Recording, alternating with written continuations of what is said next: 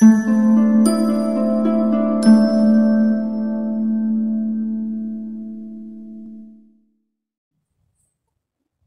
ने अपने कई दोहों में प्रेम के महत्व को उजागर करते हुए प्रेम का वास्तविक अर्थ क्या है, उसे निभाना कितना मुश्किल है, ये अपने कई दोहों के द्वारा उन्होंने व्यक्त किया है। उनमें सबसे प्रसिद्ध तो ये वाला है, पोथी पड़ी पड़ी जग मुआ, पंडित भया न कोई, ढाई आखर प्रेम का, पढ़े सो पंडित होई। ढाई अक्षर है प्रेम में, लेकिन उसके वास्तविक अर्थ को समझने और उसे निभाने में काफ़ी दिक्कत होती है। कबीर के अनुसार प्रेम का निर्वाह अत्यंत कठिन है। वे अपने दोहे में कहते हैं, अग्नि का ताप और तलवार की धार सहना आसान है, किंतु प्रेम का निरंतर समान रूप से निर्वाह अत्यंत मुश्किल है। उनके अनुसार प्रेम का प्याला वही पी सकता है जो अहम भाव न रखता हो, मतलब जो अपने शीश का बलिदान देने के लिए तैयार हो, केवल वही प्रेम का निर्वाह कर सकता है। मतलब जो गर्व घमंड आदि का त्याग करने के लिए तैयार हो, वो प्रेम के लिए काफ़ी ज़रूरी भी है। तो आपको कई दोहे देखने को मिलेंगे प्रेम से संबंधित। ये वाला जो दोहा है, प्रेम न बाड़ी उपजे, प्रेम न हाट बिकाए, राजा परजा जिहि रुचे, शीस देई ले जाए। इसमें प्रेम बराबरी का हक मांगता है। प्रेम राजा और रंक में कोई फर्क नहीं देखता। और प्रेम के बारे में वे कहते हैं, प्रेम न बाड़ी उपजे। देखिए, प्रेम कोई खेत में उपजने वाली कोई वस्तु नहीं है कि जैसे बो दिया और वैसे उग गया। जैसे हम खेत में बीज बोते हैं और कल्पना करते हैं कि बीज बो दिया तो चलो पेड़ भी हो गया और उसमें से हमें फल मिलेगा, ऐसा नहीं है। प्रेम को बाड़ी में उपजा नहीं जा सकता। प्रेम न हाट बिकाए, और प्रेम एक ऐसी वस्तु है जो आपको ये बाज़ार से खरीदने को भी नहीं मिलेगा। हाट मतलब बाज़ार, ऐसा नहीं है कि थोड़ा पैसा लेके जाओ और ख़रीद लिया प्रेम को। ये बिकाऊ वस्तु नहीं है प्रेम, जो बाज़ार में मिल जाता है। और न ही परिश्रम करके अगर आप उसे बाड़ी में उपजें, खेती करें, उसमें भी प्रेम नहीं उपजता है। राजा प्रजा जिहि रुचे, राजा और प्रजा चाहे कोई हो, राजा हो या प्रजा हो, साधारण व्यक्ति हो या राजा हो, शीस देई ले जाए। अगर किसी को प्रेम के बंधन में बंधना है तो अपना शीस देना है, अपना सिर, मतलब कि अपने अहम भाव को हटाकर अगर कोई प्रेम करेगा तभी वो सफल होगा, चाहे वो राजा हो या साधारण प्रजा। यदि प्यार पाना चाहता है तो आत्म बलिदान से ही वो प्राप्त हो सकता है। त्याग और समर्पण के बिना प्रेम को नहीं पाया जा सकता।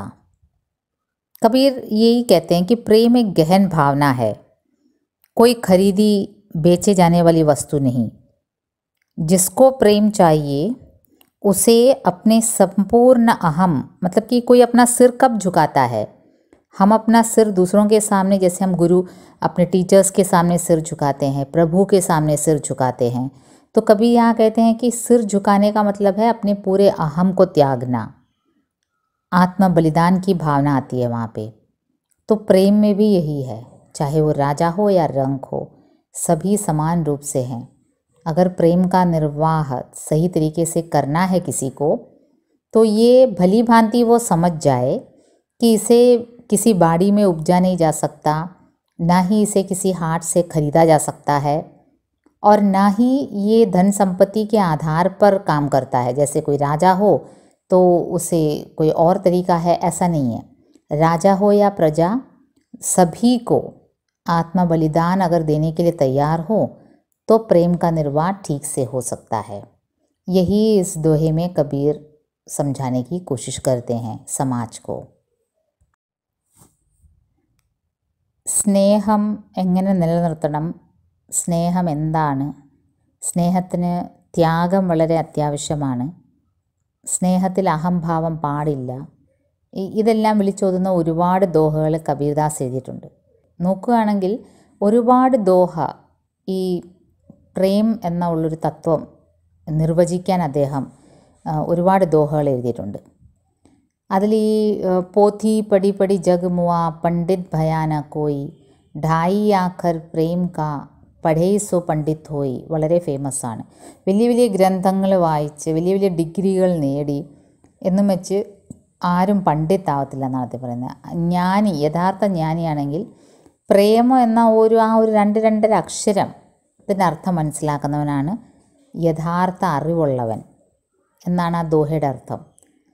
ഇപ്പം നമ്മൾ ഇതിൽ ഇന്ന് ഡിസ്കസ് ചെയ്യുന്ന ദോഹയും അത് തന്നെ. പ്രേം ന ബാഡി ഊപ്പജേ പ്രേം ന ഹാട്ട് ബിക്കായ് രാജാ പർജ ജിഹി രുചേ സീസ് ദേയി ലേയ് ജായ്.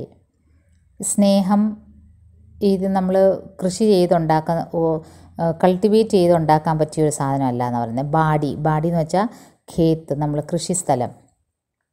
അവിടെ ന ഉപജേ, ഉപജ്ന എന്ന് വെച്ചാൽ വളർന്നു വരിക. ഈ നമ്മൾ കൃഷിസ്ഥലത്ത് വളർന്നു വരുന്ന ഒരു സാധനമല്ല സ്നേഹം എന്ന് പറയുന്നത്. നമുക്ക് തോന്നുമ്പം വിത്തിടുക, നമ്മളതിനെ സ്നേഹമായിട്ട് തിരിച്ചു കിട്ടുക, അങ്ങനെയൊന്നുമില്ല. കൃഷിസ്ഥലത്ത് കൾട്ടിവേറ്റ് ചെയ്യാൻ പറ്റിയൊരു സാധനമല്ല സ്നേഹം. പ്രേം ന ഹാട്ട് ബിക്കായ്, അതുപോലെ ഹാട്ട് ഈ നമ്മൾ ചന്തയിൽ വിൽക്കാൻ കിട്ടുന്ന ഒരു സാധനമല്ല പ്രേമം. നമ്മൾ പൈസ കൊടുക്കുക, ഇങ്ങോട്ട് പ്രേമം മേടിക്കുക, അതും പോസിബിളല്ല. രാജാ പർജ ജിഹി രുചേ, രാജാവായാലും പ്രജയായാലും താന്ന വ്യക്തിയായാലും രാജാവായാലും ഈ സ്നേഹം അങ്ങോട്ടും ഇങ്ങോട്ടുമുള്ള ഒരു കൊടുക്കൽ വാങ്ങലാണ്. അതിൽ ഏറ്റവും പ്രധാനം സീസ് ദേയി ലേയ് ജായ്. സീസ് എന്ന് വെച്ചാൽ ശിരസ്, ആത്മബലിദാനം. നമ്മൾ അഹം ഇല്ലാതെ വരിക. നമ്മൾ മറ്റുള്ളവരുടെ മുമ്പിൽ തല കുനിക്കുന്ന എപ്പോഴാണ്? 2 രീതിയിലുണ്ട്. ഒന്നാണെങ്കിൽ നമ്മൾ കുറ്റബോധത്തോടെ തല കുനിക്കും. ഇവിടെ അതല്ല ഉദ്ദേശിക്കുന്നത്. നമ്മൾ ഗുരുക്കന്മാരെ കാണുമ്പം ഒന്ന് ബഹുമാനത്തോടെ തല, അല്പം ശിരസ്. ഒരു വ്യക്തിയുടെ വ്യക്തിത്വത്തിൻ്റെ ഏറ്റവും ഉയർന്ന ഒരു തലമാണ് ശിരസ് എന്ന് പറയുന്നത്. അത് നമ്മളിങ്ങനെ കുനിക്കുക എന്ന് വെച്ചാൽ നമ്മൾ മറ്റുള്ളവരുടെ മുമ്പിൽ നമ്മളൊന്ന് റെസ്പെക്റ്റ് ചെയ്യുക എന്നുള്ളതാണ്. ഈശ്വരൻ്റെ മുമ്പിൽ നമ്മൾ ശിരസ് കുനിക്കാറുണ്ട്. അപ്പോൾ ഇവിടെ സ്നേഹം നിലനിൽക്കണമെങ്കിൽ, ആ കൊടുക്കൽ വാങ്ങൽ പൂർണ്ണമാവണമെങ്കിൽ 2 പേർ തമ്മിലായാൽ അത് 2 പേരിലും അഹംഭാവം പാടില്ല. 2 പേരും തല കുനിക്കാൻ റെഡിയായിരിക്കണം. എന്നാലേ അവിടെ സ്നേഹം നിലനിൽക്കുകയുള്ളൂ യഥാർത്ഥ അർത്ഥത്തിൽ. അത് രാജാവായാലും പ്രജയായാലും, വലിയവനായാലും ചെറിയവനായാലും, പണക്കാരനായാലും പാവപ്പെട്ടവനായാലും, സ്നേഹം കൊടുക്കൽ വാങ്ങൽ പ്രക്രിയയാണ്. അത് പൂർണ്ണമായിട്ട് ആസ്വദിക്കണമെങ്കിൽ അതിൽ നമുക്ക് അഹംഭാവം പാടില്ല, ഞാനെന്ന ഭാവം പാടില്ല, ഈഗോ പാടില്ല. അപ്പോൾ ഇതാണ് ഈ ദോഹ കൊണ്ട് കബീർ ഉദ്ദേശിക്കുന്നത്. പ്രേം ന ബാഡി ഊപ്പജേ പ്രേം ന ഹാട്ട് ബിക്കായ് രാജാ പർജ ജിഹി രുചേ സീസ് ദേയി ലേയ് ജായ്. പ്രേം എന്ന വസ്തു കൃഷി ചെയ്ത് കൾട്ടിവേറ്റ് ചെയ്ത് എടുക്കാവുന്ന ഒരു സാധനമല്ല. और ना ही वो ഹാട്ട് ബിക്കായ്, നമ്മൾ ചന്തയിൽ പോയി വാങ്ങിക്കാൻ പറ്റിയൊരു വസ്തുവല്ല. രാജാ പർജ ജിഹി രുചേ സീസ് ദേയി ലേയ് ജായ്. രാജാവായാലും പ്രജയായാലും സ്നേഹത്തിൽ പെട്ടിരിക്കുകയാണെങ്കിൽ അത് പൂർണ്ണ അർത്ഥത്തിൽ തിരിച്ചിട്ടുണ്ടെങ്കിൽ ആത്മബലിദാൻ വളരെ അത്യാവശ്യമാണ്. സെൽഫ്ലെസ് ലവ് അത് വളരെ അത്യാവശ്യമാണ്. അതാണ് ഇതിൽ ഉദ്ദേശിക്കുന്നത്. അപ്പോൾ ഇതോടെ നമ്മൾ കബീർദാസിൻ്റെ 5 ദോഹകളും കംപ്ലീറ്റ് ആയിട്ടുണ്ട്. അപ്പം നമ്മളിനിയും കബീർദാസിനൊരു ജീവൻ പരിചയം അതും അറിഞ്ഞിരിക്കേണ്ട അത്യാവശ്യമാണ്. അത് അടുത്ത ഇതിൽ അപ്ലോഡ് ചെയ്യാം.